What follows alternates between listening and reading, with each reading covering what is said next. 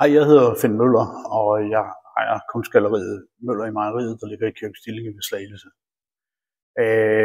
Det er snart pinse, og kunst i pinsen er jo en fantastisk begivenhed, hvor at rigtig mange gallerier og kunstnere lukker op for deres udstillinger og hvad de har af nye værker. I år har jeg valgt, ud over mine faste kunstnere, at fokusere på min egen udstilling. Den hedder Hovedsager, og egentlig så kommer det lidt af, at den her tid godt kan være lidt mørk.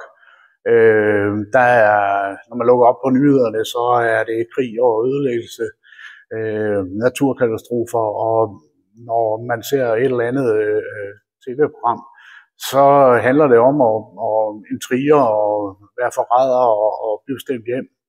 Så derfor så har jeg egentlig valgt, at i år så skal det være positive, der skal frem.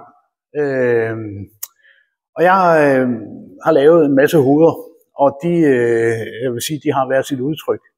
Og hovedsageligt er de til den glade side. Så jeg håber, at I vil besøge mig i pinsen. Jeg har åbent alle pinsens dage fra kl. 10 til kl. 16. Og ellers så følger jeg naturligvis mine faste åbningstider. Så jeg håber, vi ses til kunst i pinsen i Møller i Mejeriet.